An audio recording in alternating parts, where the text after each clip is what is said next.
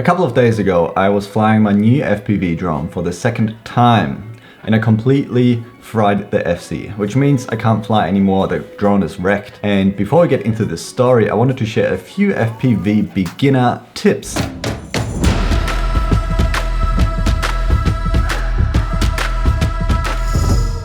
Hey, how's it going? You're watching Adventure Films. My name is Torben and I wanted to share a few tips on how to get started with FPV and some mistakes that I made that you might not want to do. So the first tip would be to buy a receiver or a radio so you can get started flying on your PC in the simulator, which will give you a flying experience of how it's going to be like, and it does not cost you a lot of money. It's only going to be the receiver, and yeah.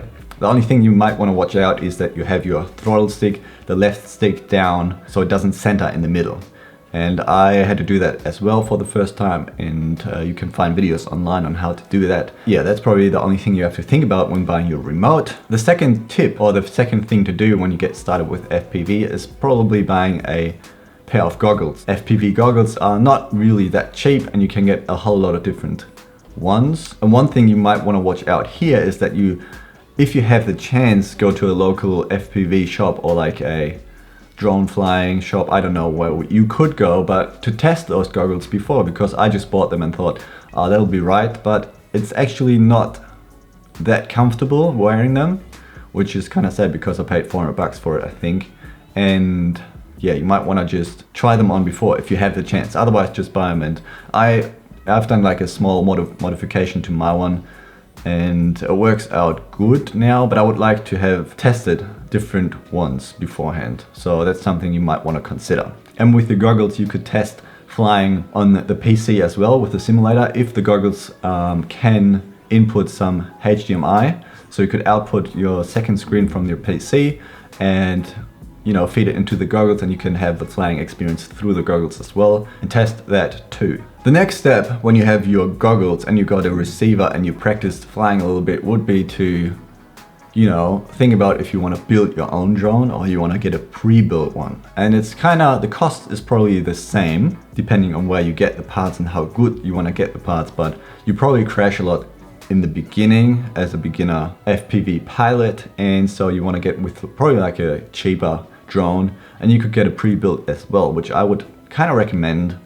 In my case, I ordered all the parts to build one, and they didn't arrive after 2 months, and so I said, I don't want to wait any longer. I'm just going to cancel the order and get a pre-built FPV drone instead. So when you buy a pre-built drone, there's a couple of things you want to watch out, which is that the drone is going to be able to connect to your radio. So you want to have the receiver in the drone, for example, FrSky, which is going to pair to your FrSky radio. And most importantly, what I didn't do is when you receive the drone, there's a couple of things you need to do. And you want to make sure that you don't do it my way, which is I updated beta flight on the drone and I wanted to do all sorts of things, which I didn't have to do. And I kind of stuffed up because I didn't know what I was doing, and so I had to reconfigure the whole drone. But because it's a pre-built drone, there's only a couple of things you really need to do, which is you're gonna bind the receiver, which is on the drone, to your radio. You can look up videos on how to do that. And you wanna set up an arm switch so that your drone is gonna actually start spinning the motors and that you can actually fly. And so you really only need to do these couple of things. So you wanna have beta flight on your computer, you're gonna connect your drone, and you're gonna see if all the motors spin correctly. That is something you could do as well. But really just think about setting up an arm switch on your radio and then have it configured on beta flight. That's one thing that you really need to do. And the other one is checking that the throttle sticks or the sticks on your radio is gonna map to the actions, what you see in beta flight, which is a good thing that you could do as well. And maybe checking if the correct motors spin and what direction to put the props on. But apart from that, you don't really need to do any updates and bugger everything up and have to reconfigure it all like I did. So have that in mind when you get your pre-built drone. So you have your radio, you have your goggles, and you have your drone ready, all set up, and you want to go out and fly. There's a couple of things you might want to think about. First of all, I thought I could go into small places and start flying there, like a car park or something. And lucky that I didn't do it, because when I first started flying, I really needed some space. So you want to go to an open paddock or a big flat land where you can start flying. Because when you get started flying, you really need some space to get used to, you know, the flying movements and all that. I didn't really have a lot of flying experience just yet because I've only been flying maybe 10 minutes in total, which is, yeah, probably not even that. But I can tell you what I've been experiencing when I first started flying, which is I needed some space, so an open paddock was very nice to have. And because I was like bouncing off the ground a couple of times and like crashed into the ground, it was really good that it wasn't concrete, because otherwise I think parts would have been wrecked. It was very good that it was soft earth kinda, and so the impact wasn't as hard. The last tip I have for you, and the most important one, is you don't want to be flying in wet conditions. That's something that I have just realized, and I wrecked my whole drone. I fried my FC and I can't fly anymore, and that is really something you don't want to do. So be sure whenever you go out that it hasn't been raining, it doesn't rain even just a tiny bit, and that the grass or wherever you're gonna fly, the ground is not wet either. That's something that I didn't watch out for. I thought I might be okay if it doesn't rain, I'm in the air, it's not gonna affect my drone at all. But I was kind of touching the ground, or when I land, your drone is still gonna be turned on. And that's something that happened for me. I crashed into the grass was still wet. There was water coming inside of the electronic parts because the drone is not closed up. Everything is open, and I fried my FC. The drone is wrecked, I can't fly anymore, and I don't really know what to do right now. So these were all the tips I have for you for like beginner FPV pilots if you want to get started. Something to think about when you get into FPV. And now I have for you the story of how I wrecked my drone. What's going on? The video today I will be shooting entirely from this awesome GoPro Hero 7, I think. I have borrowed it from a neighbor because I will be putting it on the drone. And I'm gonna fly for the second time now. I'm gonna find some paddock outside Hamburg. I'm gonna go there right now, and you will have an awesome flying experience because the quality is hopefully awesome and I won't wreck this GoPro when flying. And yeah, I'm keen for the second flight.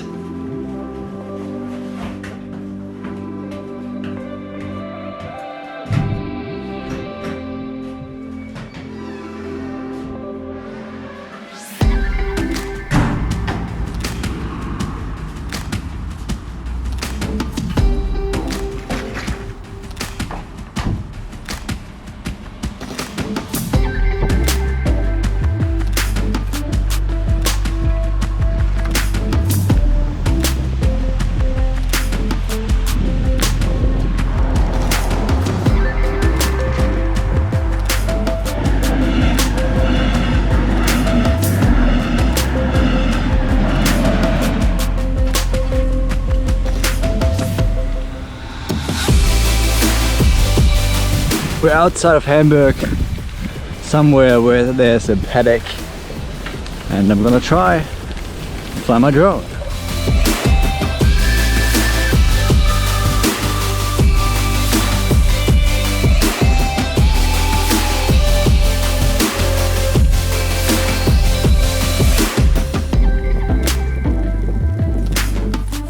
This is not exactly what I was hoping for. Rightio, I'm back in the same spot. I had to drive around for a little while because it was raining. The rain stopped now, and I think I can do a couple of flights before I'm too cold. It wasn't raining hard, it was just like a tiny bit, but I'm still a little bit wet and cold, and it's not fun, but I need practice.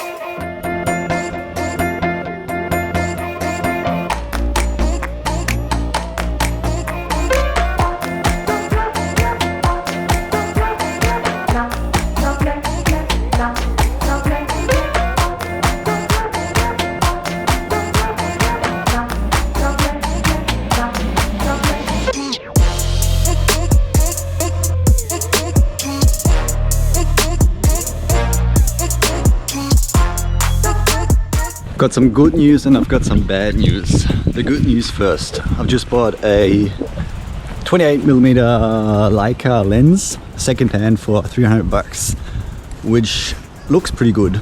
And the bad news is, yesterday when I was flying the drone, it was kind of like raining a little bit. Yeah, there was a bit of rain on the grass, and so when I hit the ground with the drone, when I was like, you know, another second crash pretty much, and I was going home because it was too cold. The FC, which is kind of like the brain of the drone, how do you say, got burned pretty much. It's not that great. I can't fly now. The initial intention was to be like practicing yesterday, and I was gonna fly today as well, was because for work we're gonna have this video shoot at the end of January in this wicked place, and I really wanted to fly there, but now I can't really, and I don't know what I should do right now. And that is my bus. I gotta go.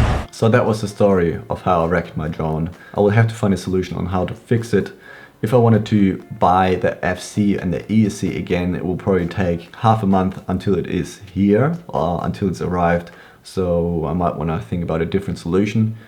I don't know what I can do, but I will figure something out. Hopefully I can be flying again soon.